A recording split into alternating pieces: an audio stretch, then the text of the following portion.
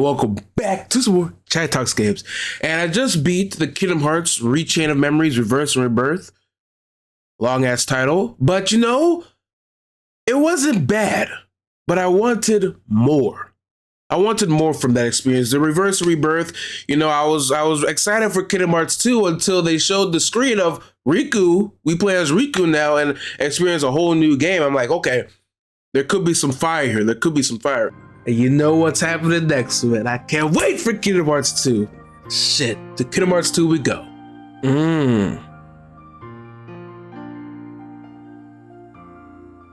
Is there really more? What is that?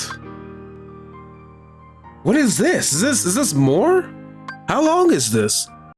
And they have little points of it, but not enough for me to be like, damn, this is so good that it's better than almost even the base game with Sora's story.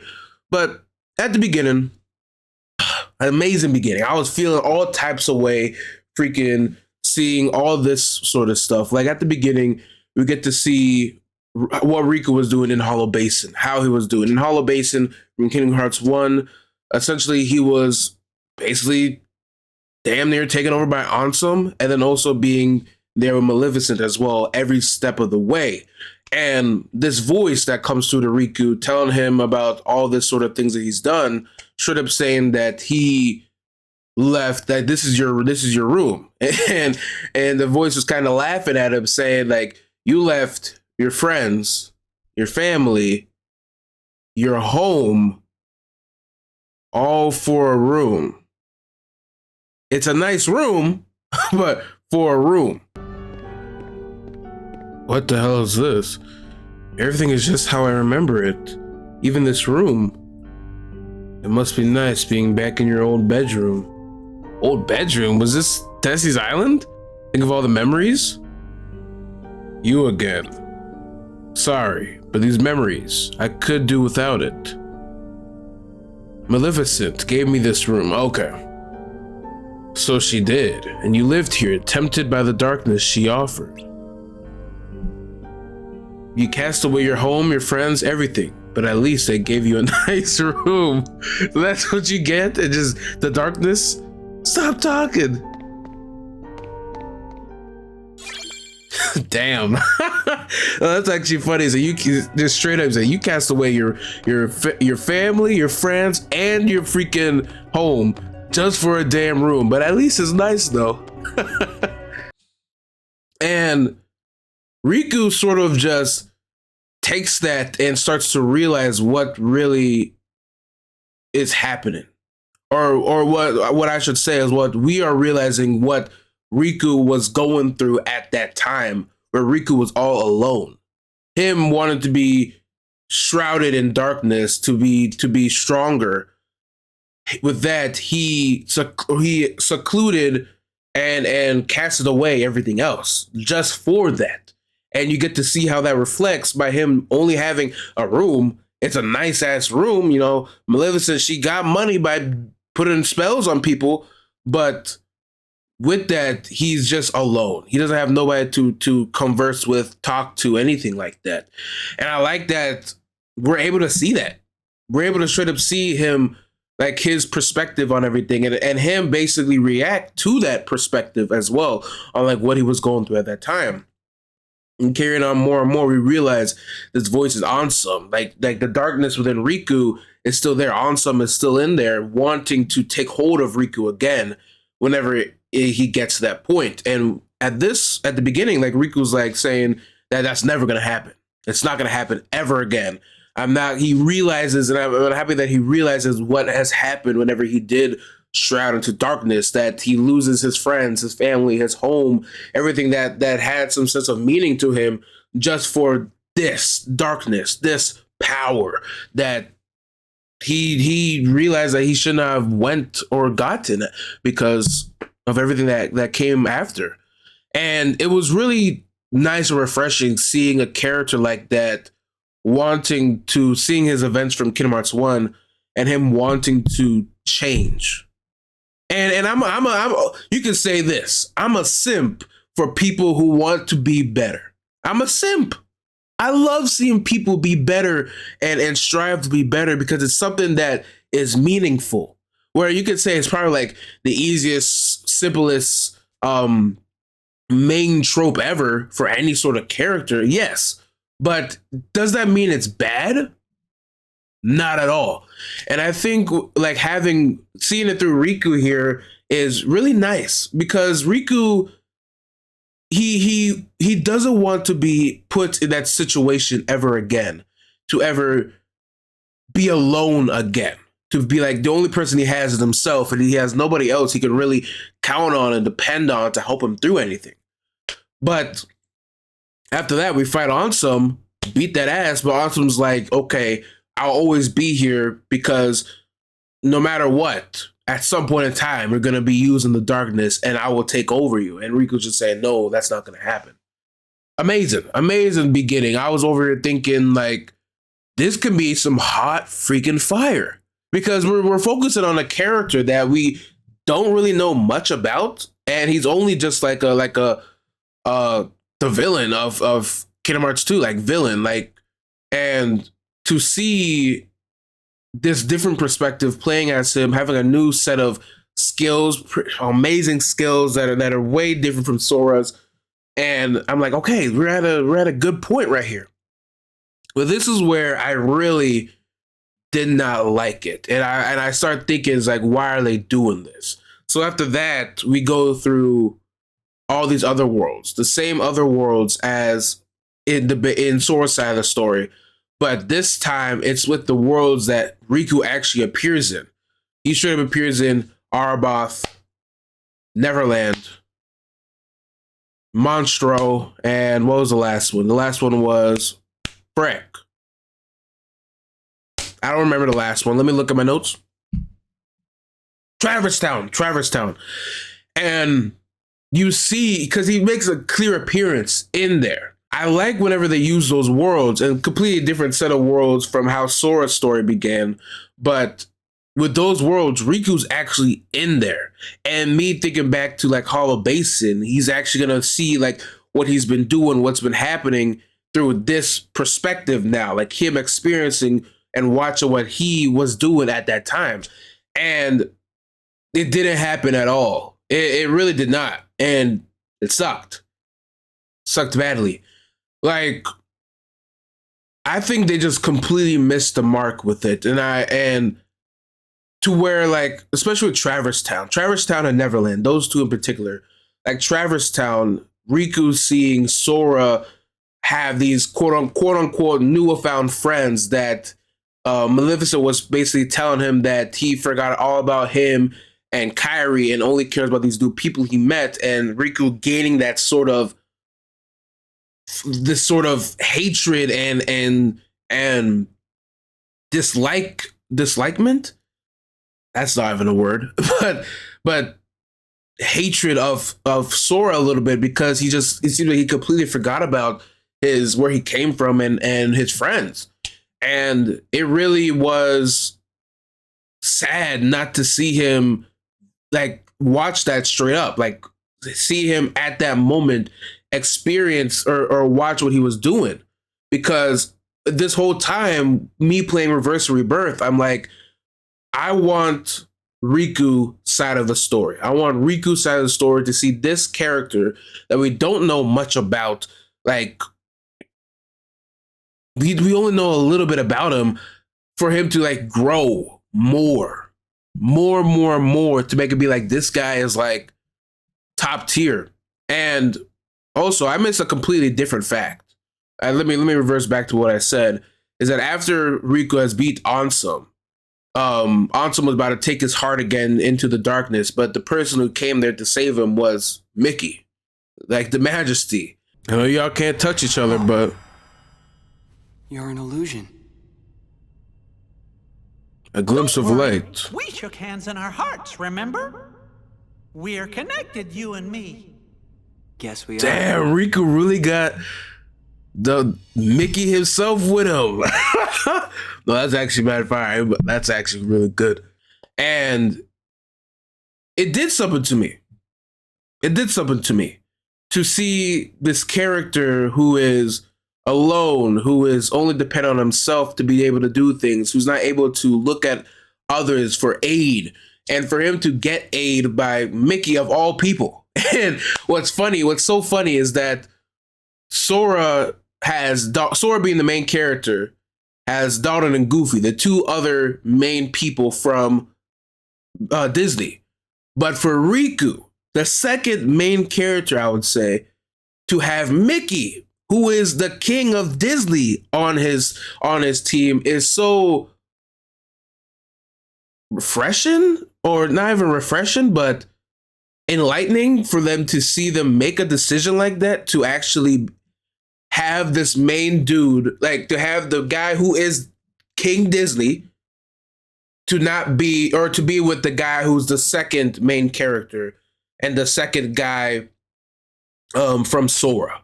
I thought that was amazing to see, also to see that Riku is getting help, and he's starting to realize that this journey that he's making, he doesn't have to do it alone. He has somebody who's there to help him, who's there to straight up be able to, whenever he's down, whenever he can't believe in himself, to always be there to help him, because Mickey knows that Riku's able to do it. It's just up for Riku to be able to do it. But with the other worlds, it sucks that Riku is not able to actually watch himself experience those moments of like the emotions that he was going through. Two other big ones is with Monstro, him kidnapping Pinocchio. I would have loved to see freaking Riku be able to watch himself and talk to maybe Ansem or Mickey. Fuck, it should have been Mickey, to be honest. He could have talked to about the events of Monstro, him stooping or stepping so down into having to kidnap somebody just for him to save somebody, and be like, realize that Riku is becoming desperate and only being able to do what he thinks he has to do just to save the person he loves. And I understand that, but this ain't it. You can't do this. And also the big one, Neverland, him straight up being there with Kairi, doing everything for Kairi, even having Shadow Sora and setting that upon him, and doing all this, there, and that for Kairi. And for him not to see that is kind of like a big miss. You're missing with that. You can't, you're showing me all these worlds that has Riku in there, and you're not even showing me him talk about it with either himself or with Mickey about it. It sucks right there. It sucks, and it hurts already with the basic map layouts and battles. You could have had something more with having a bit of some inner monologue of Riku just wanting to be better and wanted to never stoop to that low ever again. After those worlds, it did get better. We get to see more organization members, see Zexion, Lexius, them wanting Riku, Vexen as well, wanting Riku to, because he is darkness, he can control the darkness as what was happening whenever he was being controlled by Ansem, but also he's a superior. And seeing Vexen, how Vexen started to make the replica Riku, I didn't really feel for replica Riku at all. I do understand him, how he wants to be better than Riku, because this Riku, the only thing I take away from that is this Riku actually is our Riku, the real Riku, is scared of the darkness. He is scared to sink back into that darkness and be somebody who he can't control, and for Ansem to do evilest things with his own body, where all he can do is just watch. Yeah. Should be good? How can I lose to you? You ain't nothing. Not to me, not to anyone. A fake will always be a fake.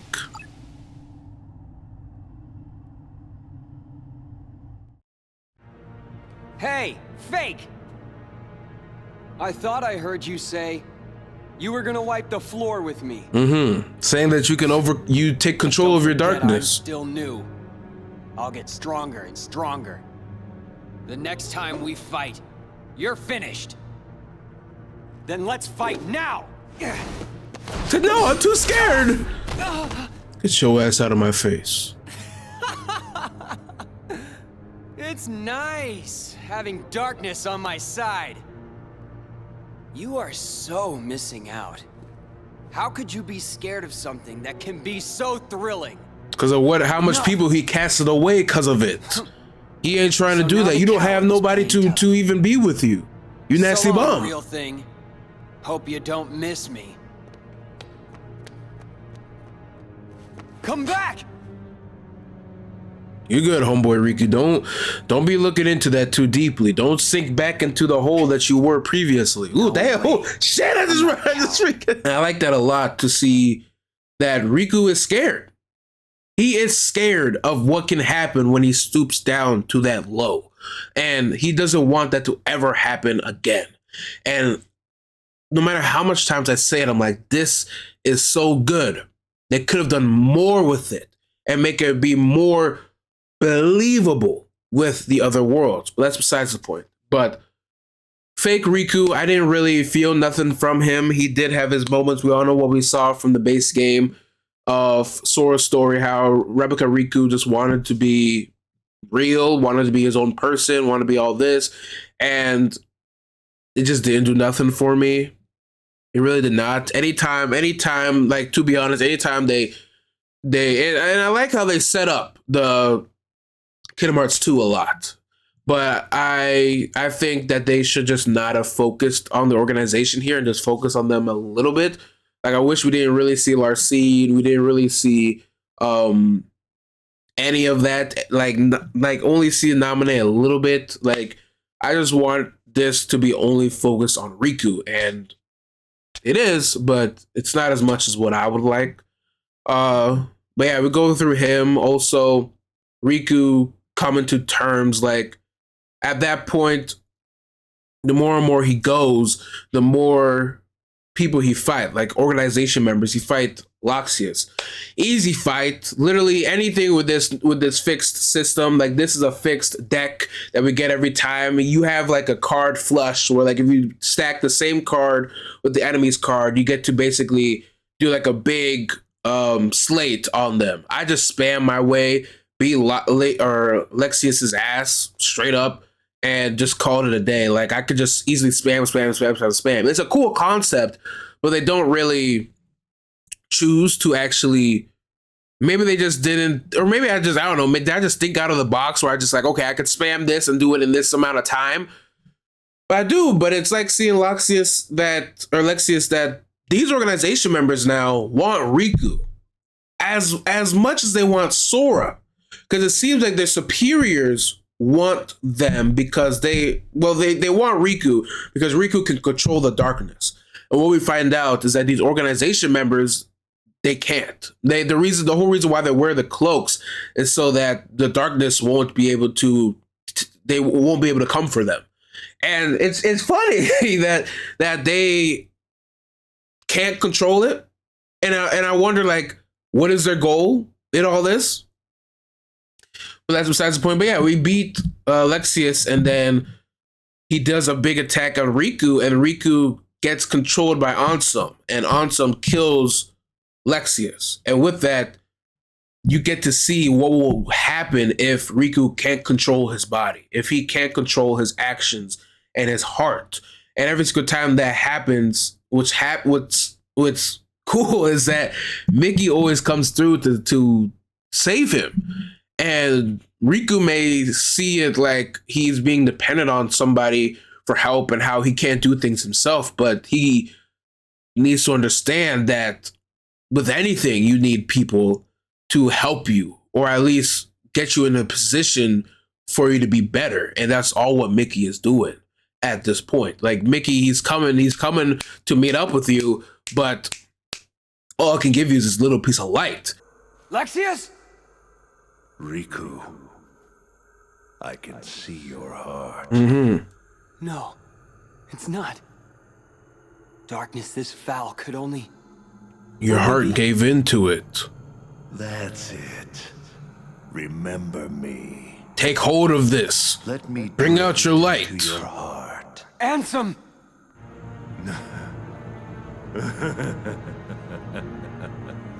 You called out my name. You have been thinking about me. You're afraid of the darkness I command. Good. The more you think of me, the closer my return draws. And when I have awoken, I will take Why do they call you the superiors, though? Your heart will be mine! That's my question. What makes you the superior? You being pure darkness? And like the superior form of it? And the question is, why do they need Sora? Do they need Sora because... Don't let him win. Exactly. Believe in the homie that's believing in you, homeboy. Your Majesty! Don't freaking give in. Ooh, shit. Oh boy. Some king! We going together, huh? Never mind. I thought we were gonna get a sequence and then we fight. Let me shut my ass up. But I really do like it how it does go big on why Riku fears the darkness, why he fears the void that's in his heart, because anything can happen. If he can kill an organization member, then he could kill Sora, Kairi, everybody at his home. We go to Desi's Island. Desi's Island was big, really big, where we actually get some dialogue moments with Riku, how he's experiencing seeing his friends, Waka, Titus, and Selphine, and how every single time he tries to talk with them, they start fading away. And then after that, he goes talk to Kairi, fades away. And it shows that like Zexion, the other organization member we meet, he is telling Riku that all this, everything that happened in Kingdom Hearts 1 was because of you and only you. You split the worlds by wanting darkness and wanting to hate being an islander. You straight up caused so many hearts, but basically lives to die and be gone. So it's all you.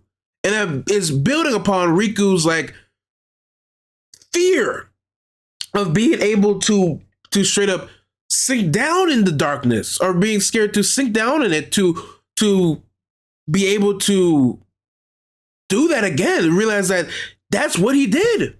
And no matter what you do, you can't bring those people back. I don't know if they go, like when they went back to their worlds of Kingdom Hearts 1, if they went back to life, like if they came back to life, I don't know.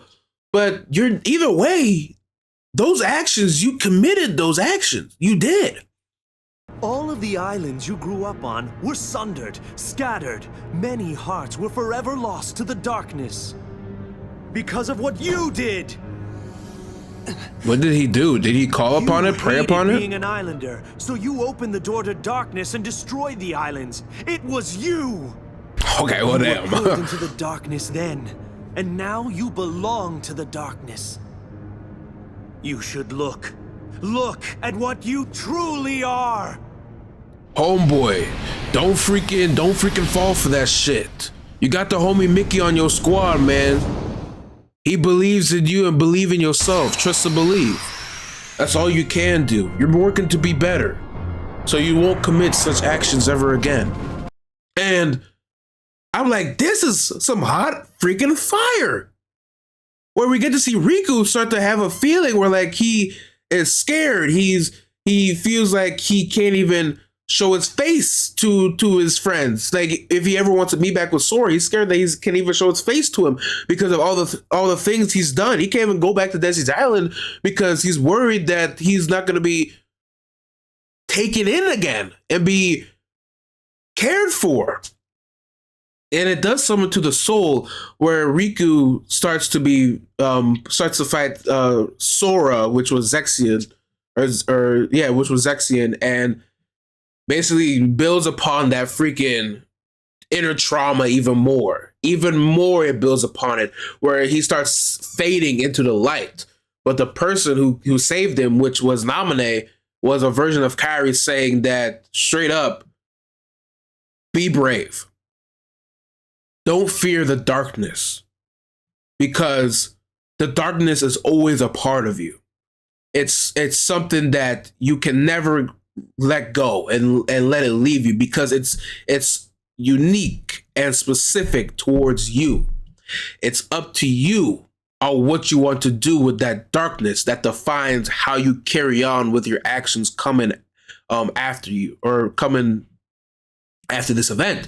And then Riku kept on stepping down into the darkness, and Namine and Kairi was basically saying like, yeah, you can have the darkness and use it to fight, or use it to help fight with the light, where you can have both the light and the darkness working side by side to do whatever you want to do. And he did beat Zexian's ass and not get scared of the darkness. Not at all. Get scared of the darkness, and where he takes hold of it and makes it be his own, to where it's not meant for evil. It's meant for good, hopefully. I don't know if he's like a third party, you know, like a gray man in it, where he's just doing whatever he thinks he should do, but it's nice.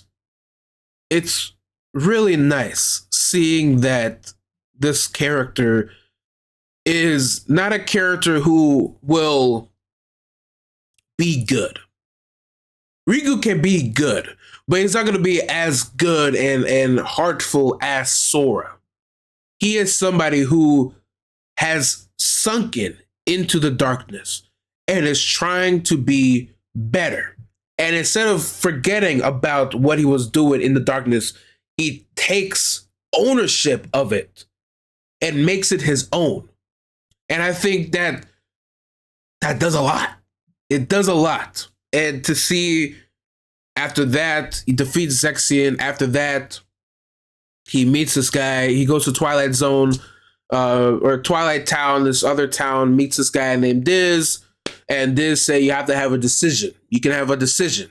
You'll see it. And seeing by the end of that, he did fight Replica Riku. I didn't really give a shit about that. No hate. But at the end of that decision, he's given a decision with Namine, saying where he sees Sora straight up in the same tube, rewriting his memories of Castle Oblivion. Namine straight up gives him the offer. Says like, okay, you have two options. You can either let us or let me put a lock on your heart to seal away the darkness, and you will forget all about it, or you can carry on, have all the memories of the darkness, have all the memories of what is happening, what you're experiencing right now, and all the events that's happening in Castle Oblivion. And it's a no-brainer. If he did not pick this decision, I would have been like, this is ass.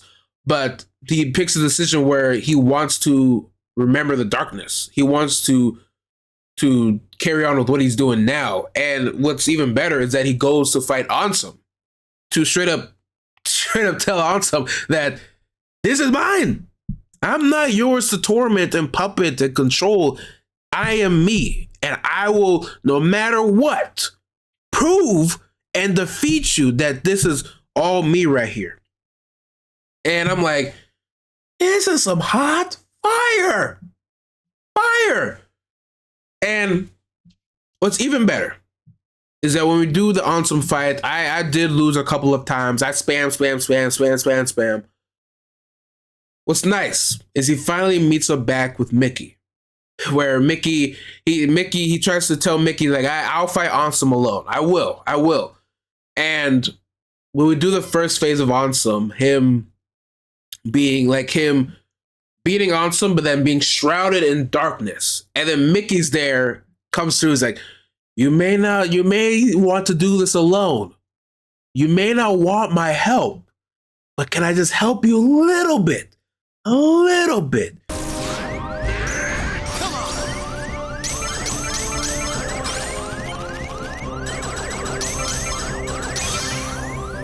Say you, nasty bum. Darkness.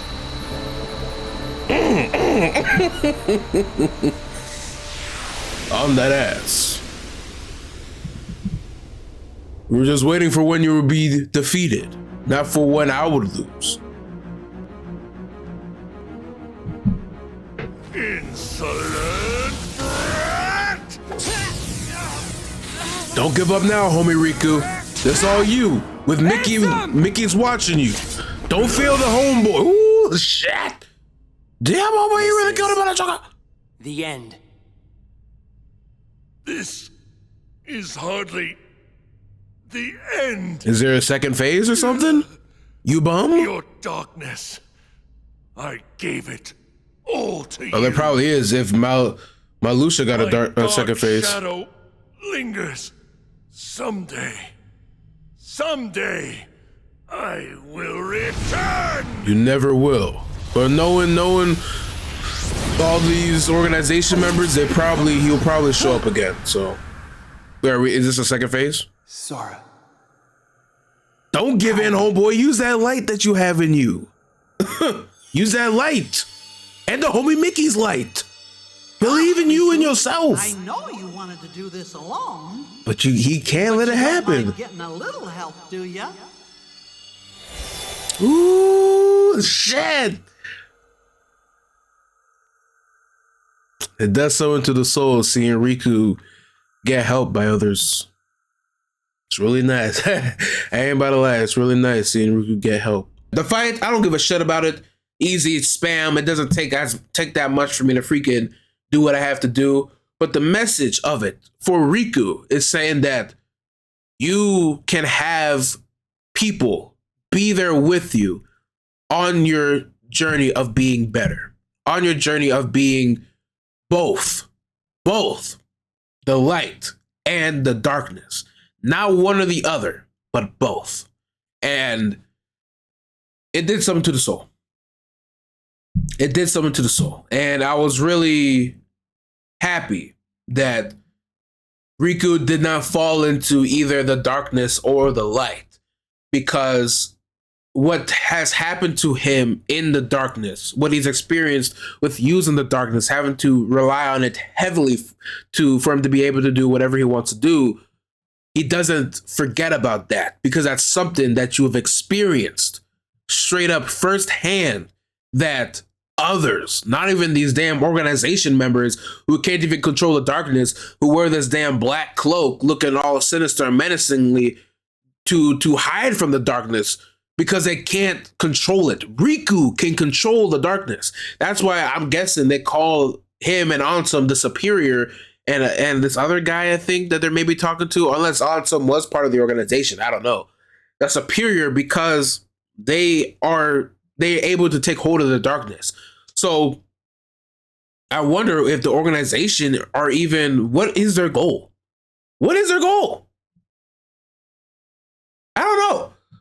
But, and after that, Mickey is with Riku. They get the drip on by Diz, and they're on their journey. And Diz stands right in front of him saying, you have two paths. Well, three, but you have two. The lightness, or the light, or the dark. Which path are you going to take? And Riku says, I'm going right through the middle. Because that's what Riku is. He's not somebody who sways one way or another. He's not Sora, who's mostly in light all the time. He's somebody who is in the middle. Plain and simple like that. And I just like that Riku, he's his own person. He is. He's not scared of darkness no more. He has Mickey, King of Disney, on his side, working with him to be his friend. To be his friend. Or now Riku has somebody who he can be friends with, talk about things with him. And it's like, this is sensational. Sensational. I don't know if Riku's gonna freaking appear in Kingdom Hearts 2. I don't know. I know Mickey is, because he's on the cover. But it's like, this is good. I just wish there was more for me to be able to like. For me to be like, this is like something way better. Where I just think straight up that they just do the worlds, especially the first 4 worlds, a disservice, because you don't focus on that trauma. And I guess if you keep on trauma dumping until you can't even dump anymore, it gets to a point where it's just like, we don't care no more. But I think I care, because I care about what Riku, like this Riku's experience and perspective in this moment, and what he can say and talk about at that moment. That's been Chaddy Talks Games. Woo! Hope you guys like this video. Trust to believe. We're going to Kingdom Hearts 2. We're doing the whole Kingdom Hearts franchise because trust to believe, man.